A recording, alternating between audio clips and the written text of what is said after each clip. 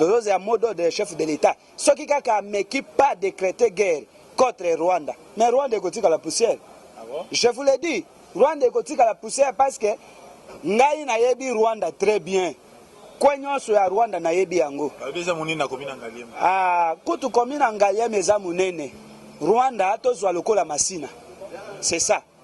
Rwanda pays mobimba ezate que capitale était, mais tozwa ngo lokola masina. Donc Rwanda soka ba combattre ba koti boye pan. Toko écraser bango dans quelques minutes. Donc Rwanda gotika la poussière. Likambo ya Minembwe ezali nini? Les gens ne comprennent pas makambo ya Minembwe. Makambo ya Minembwe ebandi na époque ya Fachite. Makambo ya Minembwe ebandi na époque ya Kabila te. Makambo ya Minembwe ebandi depuis époque ya Mobutu. Ngana yebisaka bato ebele Congo bande ebanda etikali kozwa autochtone ya mboka te au sommet de l'État. Azalaki porte-parole ya Afidel. Azalaki président ya Afidel ete. Tango baye babomi Kisasi Ngando bapesi baton na Kabila parce que Kabila azalaki semeki ya ba Rwandais. Maman ya Joseph Kabila c'était rwandaise, papa naye azali tanzanien. Vous allez comprendre les places wana. Siko tango toye parce que likambo ya Minembwe lelo oyo bato bazolo bilango ezali likambo ya ba multinationaux. Vous allez comprendre. Ezali likambo ya ba multinationaux. Siko tango bazui Kabila po bayeba keke non Kabila moto azo gérer ye azali ndeko na biso ya mwasi. Tokoyeba lolenge tokozwa Kabila à travers ndeko na bango ya mwasi parce que Kisasi Ngando abalaka rwandaise te.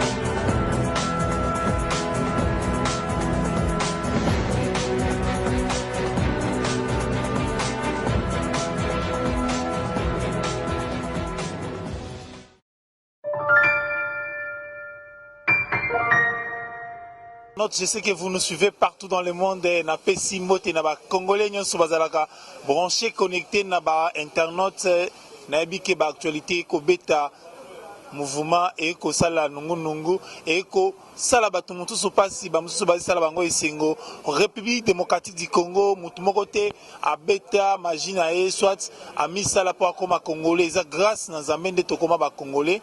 Je sais que le lot za awa na ndina belobaka Nanzela toko logo taka ba information ya solo o ezra na parlement te ya parlement a déjà bien planifié l'antichambre ya biso ya solo le loto kutani na moko ya ba combattant mais kombo na ye moko koloba mais zape na kombo ba benga ye historien akobe télévision ba moi histoire mike ko sala ba congolais pasi banda okenda Belgique ba belge ba pesa yo ka nationalité ba kabule ba peso parti ya mabele te yope oyebi ke soki na silisi awa na komi mubange na kozonga na république na mboka na nga ya bakoko na nga ndeko mbote mwana mboka mbote ebele mais ce journaliste parce que esalinga esengo po obengi nga na plateau ya télévision na yo yango naza na esengo mingi. Kombo na ngai ezali Albert Senka mais ezali baye ko bakselanga historien de l'UDPS chargé des analystes politiques du Congo. C'est ça. Batebele bakoma ko benganga historien ainsi de suite là parce que nazala ka analyse politique et je suis un politicien dans l'authenticité. Moi je n'ai commis politicien té mais na botama politicien. C'est ça babenga ka historien. Oui, na botama politicien parce que zana bato mosusu bakoma ba politicien. C'est-à-dire abotama politicien te ma commande politicien.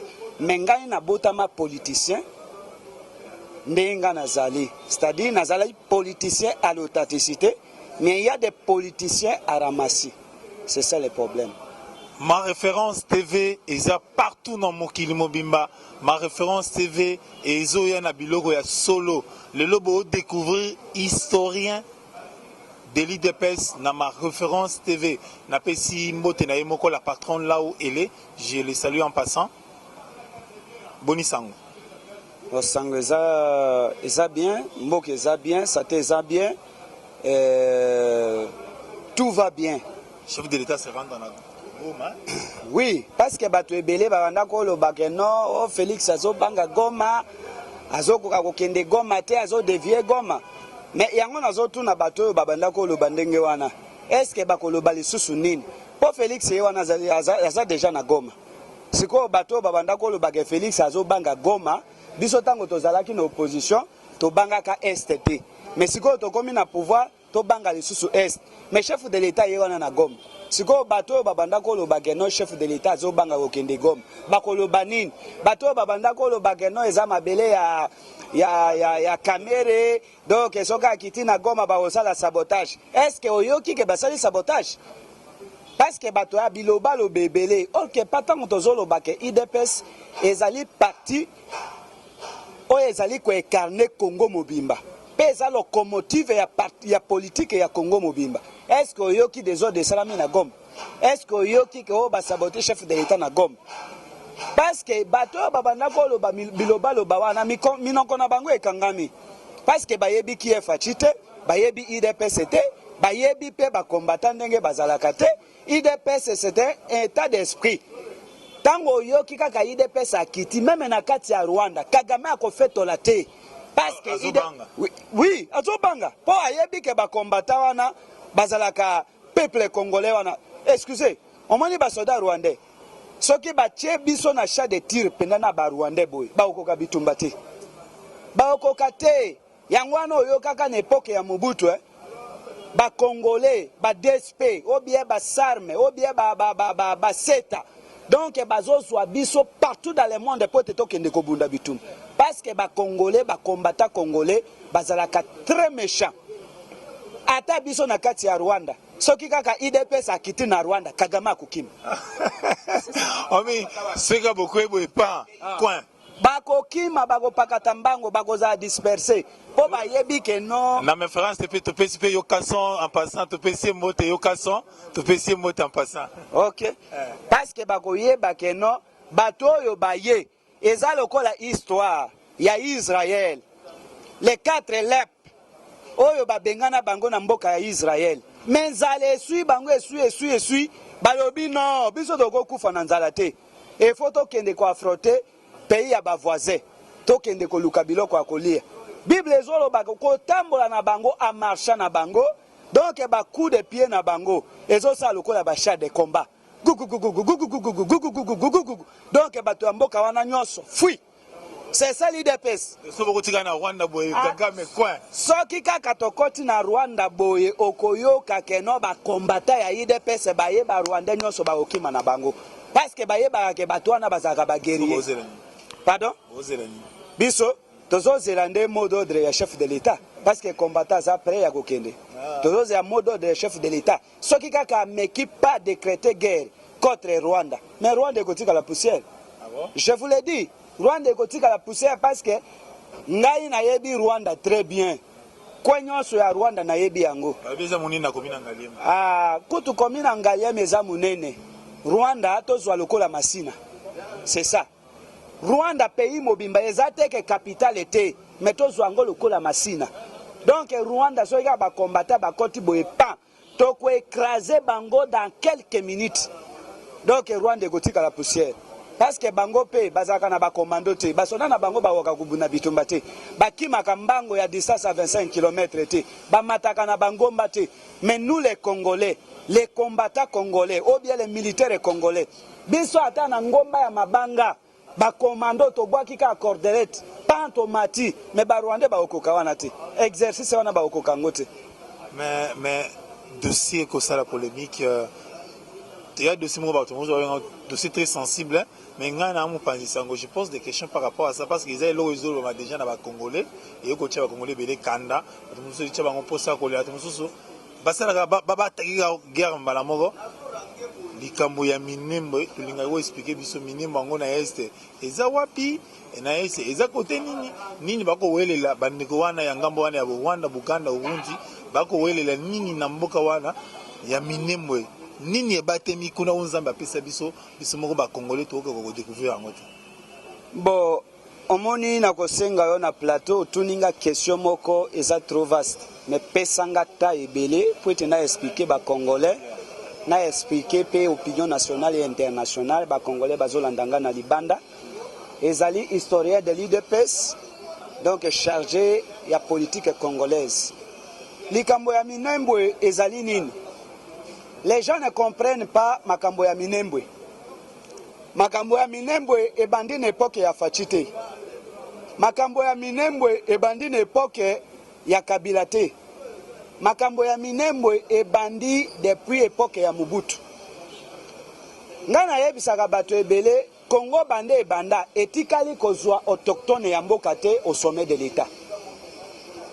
Na okikolo bandenge wana parce que Kasavubu c'était un Congolais. Zaki Congolais, mais Kasavubu ne dirigeait pas. Kasavubu atikalo dirigeait parce que Azalaki politicien. Oyebi lolenge basalaye. Mobutu Lumumba aye attaque premier ministre.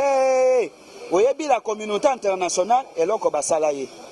Toko kote na ba détail kunate. Toye kozwa Mobutu. Mobutu c'est un étranger. Sao Tome. Non, Mobutu c'est un étranger azalaki moto ya République centrafricaine. Mungwande. Non, aza Sao Tome te aza Mungwande ya Centrafrique.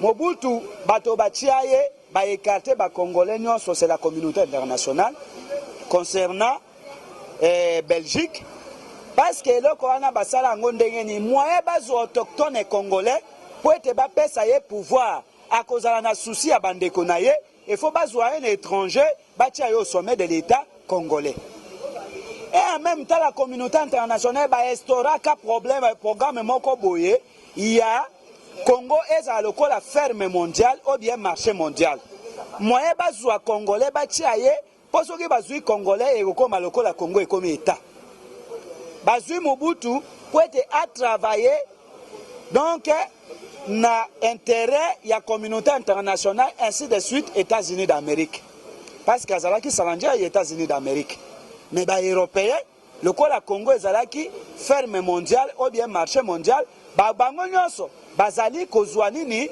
ko bénéficier na ba ressources congolaises à l'époque Zaïre ndenge ezalaka tango ba américain ba lembi Mobutu ba européen ba yekolo bakeno likelemba ekomi ya biso il faut to luka moto na biso bazui Kabila le père à l'époque Kabila le père écoute te bazui Kisasi Ngando azalaki mutetela bakotisi guerre na est complicité na Uganda na Rwanda na nini mais tango ba yeko découvrir que non Kisasi Ngando c'était mutetela aza congolais du sang qu'est-ce qu'il faut faire azali moto moko ezali pasi pona ko manipuler parce que azalaki na makila ya Lumumba eloko nini bakosala ba Rwandais ba yeko proposer les Européens que non il faut que effacer Kisasi Ngando il faut tozwa Kabila azalaki porte-parole ya Afidel azalaki président ya Afidel était tango baye babomi Kisasi Ngando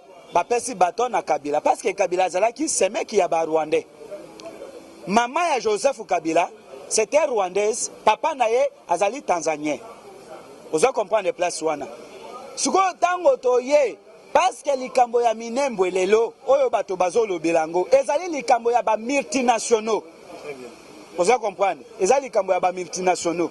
Suko tango bazui Kabila po bayeba keke non Kabila moto azo gérer ye azali ndeko na biso ya mwasi. Tokoyeba lolenge tokozwa Kabila à travers ndeko na bango ya mwasi parce que Kisasi Ngando abalaka rwandaise te.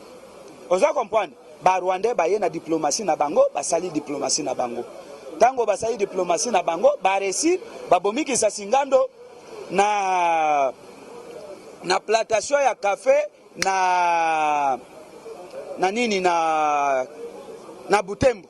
Tango babomie Kabila a continué na bitumba à se proclamer comme président ya Afidel. Tango baye na bitumba wana. Or que pas avant ba continuer ba signer ça Kabila le père ba lettre ou bien ba ordonnance ou bien ba décharge. Oyo que non 300 km ya Mabele et que na Rwanda, 300 km ya Mabele et que na Uganda, 300 km ya Mabele et que nde wapi na Burundi, 300 km ya Mabele et que na Tanzanie. Kabila signa yango notaire Emera oyo Mobutu atonga kuna. Tango ya signé yango ba Rwandais balobi ça va coup de chapeau eloko to banda ko luka yango wana. Tango baye Kabila s'est proclamé comme président de la République na Katanga aye Mobutu akimi. Ba Rwandais baye bisi Kabila ke non et faut honorer ba accord to signaki. Accord de Menela. Ozo comprendre. Kabila ye kotala ke non ngai na signaki accord wana attaque rebelle. Mais lelo na komi président de la République. Ngai avana pesa bino bien to sala to na adopter loko wana il faut na consulter ba congolais nyos et compliqué ba Rwandais. Wana Kabila musée. Ozo comprendre. Ba Rwandais balobi ça va. Lokola yo sali biso eloko oyo ça va tokoye ba eloko tokosala na ye. Kabila ye komona ke non Tshisekedi yebise non bato na baza ba étranger. Il faut libérer ba Rwandais futa bango salaire de guerre na bango. Bazonga po ete biso ba congolais totika toye bandenge ya ko tracher problème ya Congo. Kabila a comprena kité. Aye kotinda mwenze Congolo alobi ke non soki moto azana morphologie mulai elobi te kaza Rwandais. Bango baza ba congolais. Tango bizima karahaha wana mweze Kongola aleki na télévision na RTNC. Tango bizima karahaha na James Kabarebe ba compliqué Laurent Désiré Kabila pote ba bomaye. Esika yaki parce que Kabila boyi ko honorer ba engagement ba salaki. Tango ba compliqué Laurent Désiré Kabila pote ba bomaye, Kabila aye ko sala kona ko chasser ba Rwandais. Na 98 Tango baye chasse au Rwandais. Ba Rwandais basali nini bakei. Mais yoka na aéroport ya Njil. Baye bisi Laurent Désiré Kabila boy. Balobi yo kanisi ko ubengani biso ba Rwandais na Congo. Mais yeba ke na ceinture na yo ba Rwandais nanu basili te. Babanda ko lobela nani Joseph Kabila. Ezali complicité ya ba multinationaux. Complicité ya Union européenne. Parce que Kabila lingaka sali la Congo, ba européen balinga keloko wana te. Mbala moko ba assassiné Laurent Désiré Kabila. Ba Rwandais toujours bazali korenye. Minembo yo bazolo bawana ozo ka dossier ya Minembo ezali ko sala succès na Congo. Ezanini. Ezali ba Rwandais toutes. J'ai dit ba Rwandais toutes. Eza ba utute. Bango balukaka espace oyo bakoki ko sala pays na bango. Oyo tozo benga République de Volca. C'est-à-dire République de M toutes. Tango babundaka nde oyokaki guerre ya M23 ye kokota. Opération nango ezalaki nani principal nango ezalaki nani ezai Oroberwa seigneur de guerre. Ah bon? Parce que Oroberwa nde moto asalaka makambo wana nyonso. M23 yeye RCD Goma na banine ye pona koboma ba Congolais. Sikoyo ekokite baye kozwa lisusu nani Roberto aye ko former M23. M23 ba patron na bango ezalaki Roberto Joseph Kabila Tango Foro ainsi de suite là. Bango basala M23. M23 complicité na ba Rwandais, complicité na ba multinational. Na ba Congolais mususu to na ba Congolais mususu oyo Jean Lumbala zalaki kuna. Oui, na ba Congolais mususu ba Roger Lumbala ainsi de suite là. Tango basale eloko wana objectif na bango ezalaki nini? Ezake ba exterminer ba Congolais nyonso. Comme ça ba Rwandais ba vanda ka place wana. Ba bomi ba Congolais nyonso ya mibali na ba chef coutumier Robert wa azui ba Rwandais a placé wana. Bazozo erieke kaka ba mikanda oyo les vrais chefs coutumiers congolais batiki nde yango wana ba Rwandais ba komi ko salira yango. Ozo comprendre? Parce que makambo ya Minembwe po yeba ke Minembwe na frontière ya Congo Minembwe, village ya Minembwe wana, na frontière ya Congo, ils ont 600 et quelques de kilomètres. Ah bon? Vous avez compris? Oui. Si vous avez 600 et quelques de kilomètres, est-ce que le village Moussou c'est en quantité? Pourquoi tu as l'autre zolo bela Minembwe? Tozolo bela Minembwe. Pour yeba que Robert a planifié ki makambo na ye banda kala ya koboma ba Congolais pour être ba installer ba Rwandais. Pour être ba profiter mabele wana lokole tona na kita ebele pour être comme mabele na bango. C'est ça le problème. Vous comprenez? Nde ozomona bitumba ya Minembwe. Lelo tango ozomona Kabila azwa lukaki pourquoi ordonnance ya Minembwe et signama avant depuis 2013. Depuis 2013. Kabila moto a signé yango. Mais exécution et salamate pour Kabila banda ko banga tango tozolo bakeno ba Rwanda bazoboma biso soki bazwa keloko wana batiaka yango en applicabilité Kabila biso nyonso tolingaki toyeba keno Kabila moto azoboma biso. Mais lelo bakei ko installer Robert eza attribution na yete. Il y a un problème très sérieux. C'est ce qu'il y a nani. À côté makambo Robert lingibi wele la fa wele azuwele la nyonso. Omoni eloko wana balingi basimisa mokonza mboka touche. Parce que Robert wa balobi que non. Tango yoki ke ministre ya défense. Ministre ya conseiller chef de l'état. Azalaki kuna ministre ya défense azalaki kuna diplomate. Na ba diplomate. Pour la commune le rôle c'est là le rôle neti commune à Kisenzo. Écoute. Eloko eza wana ezali ba agenda caché eza na se. Très bien. Eza ba agenda caché eza na se. Ba yebisi Robert ayebisaki chef de l'état que non il faut que négocier sa makambo ya ba tuerie eza na est. Chef de l'état lobi ambo ça va. Problème ezate. Parce que makambo yo bato bazolo bo akei ko nommer eza nomination te. Ezali ko kende ko installer ye, c'est-à-dire eza quelqu'un oya sa nomaki kala. Mais moto mosusu akei ko installer ye. Ministre de décentralisation, comment on nomme les sous-bat? Non, a nommé te nomination et vous t'inquiétez pas chef de l'état. Kabila sa noma ngo na époque ya Matata Ponyo.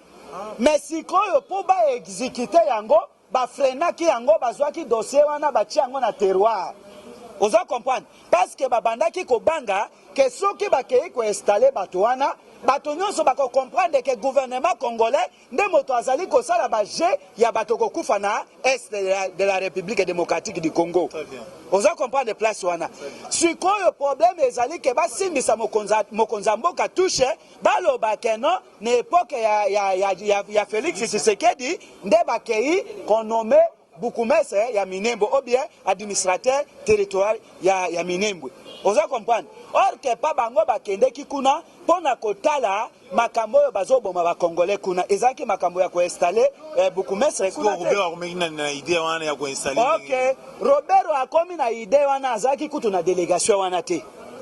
Robert abato bakende ki kuna na délégation ezali ministre ya défense na ba député na ba corps diplomatique mususu.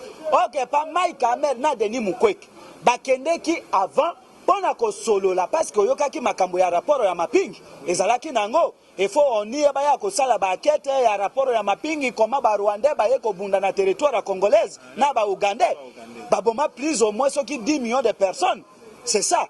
Mais tango Mike Amer ambassadeur accrédité ya Congo ya États-Unis d'Amérique au Congo tango bazo solo la na ba chef coutumier Robert ayeko kanisa moto wana tango akei kuna c'est que tango abandi ko soana bato wana bako dévoiler ba secret do Robert akei ko sauter les premiers biso to yebi ke bazo kende ko sala makambo etali sécurité ya est Robert atanga azo kende ko installer yaya na ye propre parce que Bukumese ya Minembwe wana azali grand frère ya Robert wa propre. Atata bango baza ba Congolais te. Atata baza ba Congolais te. Baye ko sala nini na mabele ya Congo. A violé attribution ya ministre ya intérieur, a violé nini système ya ministre ya intérieur. Donc ozomona ke mutu wana alingi lokola yebi ke non identification.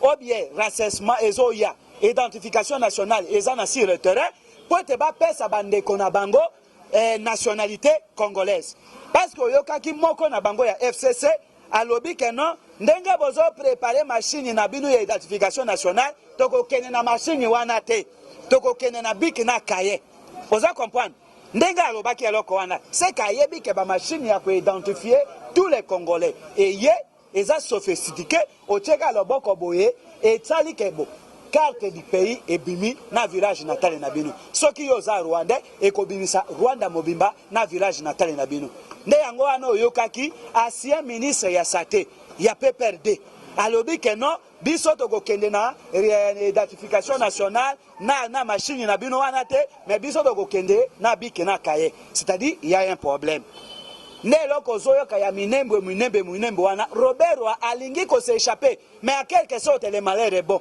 nazoyebisa ba congolais baza ba politicien te ba vanda nye Robert wa déjà a s'identifier ye moko que non aza rwandais parce que kozwa rwandais aya ko koma bukumese na Congo c'est-à-dire haute trahison. Mais non. Pourquoi va jeter ma communauté sur le chef de l'État? Non, le problème c'est quoi? On m'a dit présence il y a armée, na présence il y a parlement, na présence il y a conseiller, il y a chef de l'État. Bazo le baké, c'est que chef de l'État savait. Or que pas chef de l'État ne savait pas.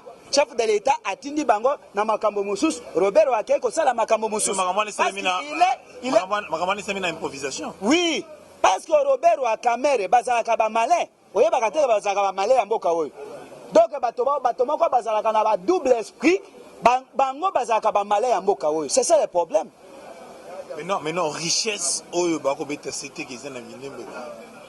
Nini eza wana richesse ni ezali pour ba téléspectateurs bana oyo bazobota na diaspora o bazora na est yo za historien o fait bisona na tana moi idée quelqu'un richesse nini eza na minembo o balo minembo etonda na richesse makasi na koyebisa yo ke na minembwe ba richesse etoni na minembwe ti lelo bazokwa ko identifier yango te parce que na l'époque tango tozotanga na 5e des humanités na histoire bazotangisa biso ke au Congo il y a 25 matières mais les autres communes à 80 matières c'est-à-dire mususu totanga yango te ozo comprendre ba richesse eza na kati ya minembwe eleki na mercure mais biso tobanda ko yekola ke non le richesse plus cher du monde c'est mercure rouge mais oye bimi na minembwe eleki donc moyen ya ko identifier ba richesse ba ressources eza na kati ya minembwe moyen ya ko identifier yango tokoyeba te.